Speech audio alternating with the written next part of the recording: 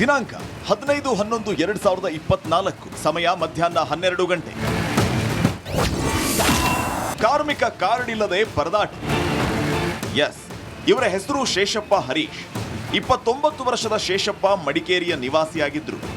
ಕಳೆದ ಅಕ್ಟೋಬರ್ 9ನೇ ತಾರೀಕು ಗಾರೆ ಕೆಲಸಕ್ಕೆ ಹೊರಟಿದ್ರು. ಸಿಮೆಂಟ್ ಮಿಕ್ಸಿಂಗ್ ಮಾಡ್ತಿರ್ಬೇಕಾದ್ರೆ ಯಂತ್ರಕ್ಕೆ ಕೈ ಸಿಲುಕಿ ಕೈ ಕಟ್ಟಾಗಿತ್ತು.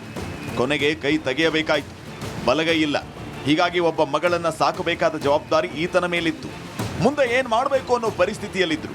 ಆಗ ಇವರಿಗೆ ಸಾಥ್ ನೀಡಿದ್ದೆ ಸೂಪರ್ 3. ಅಂದರೆ ಆತ ಸೆಂಟ್ರಿಂಗ್ ಏನೋ ಮಾಡ್ತಿರ್ಬೇಕು. ಕಟ್ಟಡ ಕಾರ್ಮಿಕ ಅಂತಂದರೆ ಬಹುತೇಕ ಕನ್ನಡಿಗರಿಗಿಂತ ಹೆಚ್ಚಾಗಿ ಬೇರೆ ಬೇರೆ ರಾಜ್ಯದವರು ಬಂದು ಕೆಲಸ ಮಾಡ್ತಾ ಇದ್ದಾರೆ. ನಮ್ಮವ್ರು ಗೊತ್ತಲ್ಲ, ನಮ್ಮವರು ಮಾಡೋಕ್ಕೆ ರೆಡಿ ಇಲ್ಲ. ನಮಗೆಲ್ಲ ಈಗೋ ಪ್ರಾಬ್ಲಮ್ ಬಂದುಬಿಡ್ತದೆ. ಅದು ಒಂದು ದೊಡ್ಡ ಸಮಸ್ಯೆ ನಮಗೆ, ಈಗೋ ಪ್ರಾಬ್ಲಮ್.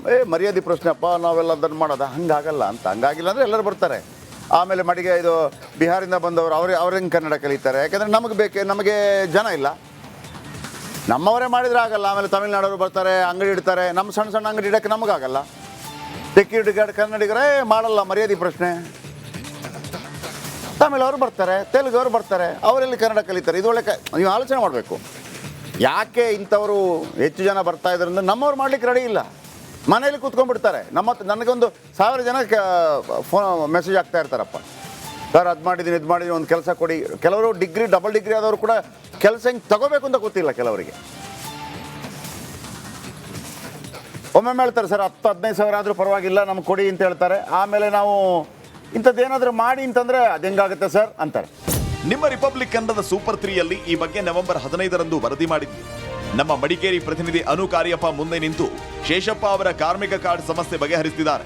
ಆ ಬಗ್ಗೆ ಸೀನ್ ಬೈ ಸೀನ್ ತೋರಿಸ್ತೀವಿ ನೋಡಿ. ದೃಶ್ಯ ನಂಬರ್ 1, ಕಾರ್ಮಿಕ ಇಲಾಖೆಗೆ ಕರೆದುಕೊಂಡು ಹೋದ್ರು. ಇನ್ನು ನಮ್ಮ ಪ್ರತಿನಿಧಿ ಅನು ಕಾರ್ಯಪ್ಪ ಅವರು ಶೇಷಪ್ಪನನ್ನ ಕಾರ್ಮಿಕ ಇಲಾಖೆಗೆ ಕರೆದುಕೊಂಡು ಹೋದ್ರು. ಮಡಿಕೇರಿಯ ಕಾರ್ಮಿಕ ಇಲಾಖೆ ಅಧಿಕಾರಿಗಳ ಮುಂದೆ ಕೂರಿಸಿದ್ರು.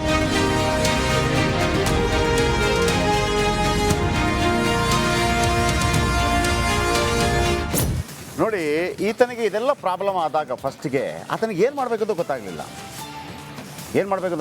ನೀವು ಅದನ್ನು ಕಲ್ತ್ಕೋಬೇಕು ಪ್ರತಿಯೊಬ್ಬರು ಕೂಡ, ಏನು ಮಾಡಬೇಕು ಏನು ಅಂತೇಳಿ.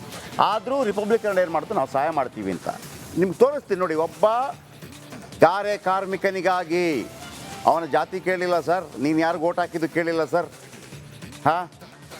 ನೀನು ಯಾವ ಜಾತಿ ಕೇಳಿಲ್ಲ ನಾವು, ನೀನು ಯಾರಿಗೆ ಓಟ್ ಹಾಕಿದ್ದು ಅವ್ರ ಹತ್ರ ಅದು ಕೇಳಲಿಲ್ಲ. ಹಾಗಂತ ನೀವು ಅದು ಮಾಡ್ದ ಇದು ಮಾಡು ಅಂತಲ್ಲ. ಸರ್ಕಾರವನ್ನು ನೀವು ಯಾವ ರೀತಿ ಚಾಟಿ ಬೀಸಬೇಕು ಅಂತಂದರೆ ಕೇವಲ ಓಟ್ ಹಾಕಿ ಸುಮ್ಮನೆ ಇರೋದಲ್ಲ. ಅವನು ಕಾಂಗ್ರೆಸ್, BJP, ಮಣ್ಣು ಮಸಿ ಯಾವುದೋ ಕೆಲಸ ಮಾಡಯ್ಯ ಅಂತೇಳಿ. ಇದು ನಮ್ಮ ಸಮಾಜ. ಗಾಡಿ ಮಾಡ್ಕೊಂಡು ಕರ್ಕೊಂಡು ಹೋದ್ವಿ ಕಾರ್ಮಿಕ ಇಲಾಖೆಗೆ, ಆಯಿತಾ? ಕ್ಯಾಮ್ರಾನ ತಗೊಂಡು ಹೋದ್ವಿ. ದೃಶ್ಯ ನಂಬರ್ 2, ಅಧಿಕಾರಿ ಕಾವೇರಿಯಿಂದ ಪತ್ರ. ಕಾರ್ಮಿಕ ಇಲಾಖೆಯ ಅಧಿಕಾರಿ ಕಾವೇರಿಯಿಂದ ಸಾಧ್ಯವಾಗುವಷ್ಟು ಸಹಕಾರದ ಭರವಸೆ ನೀಡಿದರು. ಕೂಡಲೇ ಪರಿಹಾರಕ್ಕಾಗಿ ಮೇಲಾಧಿಕಾರಿಗೆ ಪತ್ರ ಬರೆಯುವ ಭರವಸೆ ನೀಡಿದರು.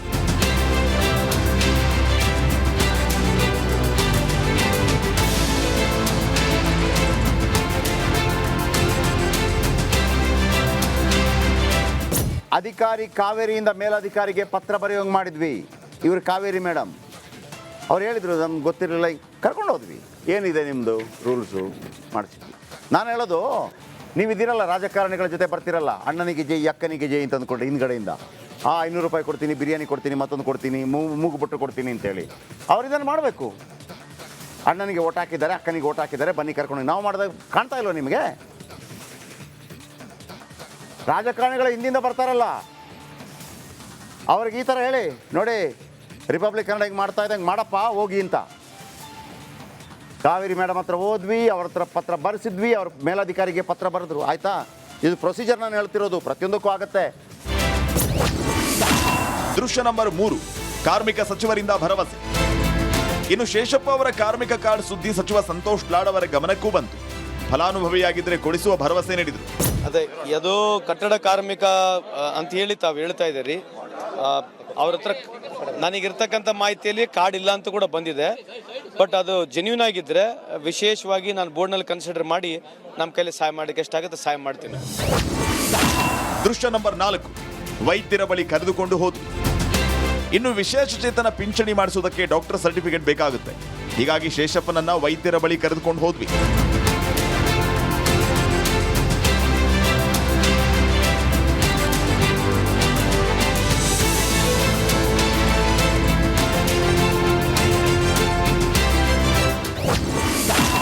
ದೃಶ್ಯ ನಂಬರ್ 5, 80ರಷ್ಟು ಅಂಗವೈಕಲ್ಯದ ವರದಿ.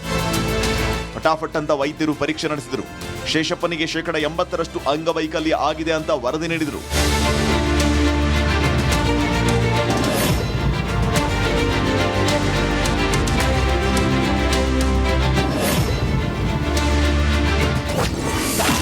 ದೃಶ್ಯ ನಂಬರ್ 6, ಕೈ ಸೇರಿದ ಆರೋಗ್ಯ ಕಾರ್ಡ್. ಶೇಷಪ್ಪನಿಗೆ ವೈದ್ಯರ ಪರೀಕ್ಷೆ ಬಳಿಕ 80% ಅಂಗವೈಕಲ್ಯದ ವರದಿ ನೀಡಿದ್ರು. ಆ ವರದಿ ನಂತರ ಕೈ ಸೇರಿತು ಆರೋಗ್ಯ ಕಾರ್ಡ್. ದೃಶ್ಯ ನಂಬರ್ 7, ಅಂಗವೈಕಲ್ಯದ ಮಾಹಿತಿ ಪಡೆದ RI. ಇದಾದ ನಂತರ ಶೇಷಪ್ಪ ಅವರ ಅಂಗವೈಕಲ್ಯದ ಮಾಹಿತಿ ಪಡೆದ ರೆವಿನ್ಯೂ ಇಲಾಖೆ ಅಧಿಕಾರಿಗಳು ನಂತರ ಇಲಾಖೆಯಿಂದ ಪಿಂಚಣಿಗೆ ವ್ಯವಸ್ಥೆ ಮಾಡಿದರು.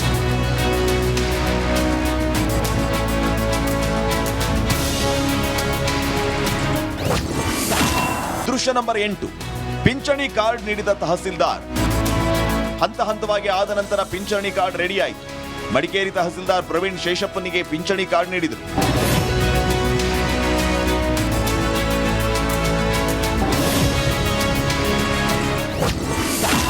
ದೃಶ್ಯ ನಂಬರ್ 9, ಸೂಪರ್ 3ಗೆ ಥ್ಯಾಂಕ್ಸ್ ಹೇಳಿದ ಶೇಷಪ್ಪ. ರಿಪಬ್ಲಿಕ್ ಕನ್ನಡದಿಂದ ನನಗೆ ಮೊದಲು ಪಿಂಚಣಿ ಕಾರ್ಡ್ ಸಿಗುವಂತೆ ಆಯಿತು. ಇನ್ಮುಂದೆ ಪ್ರತಿ ತಿಂಗಳು 1400 ರೂಪಾಯಿ ಬರುವಂತೆ ಆಗಿದೆ.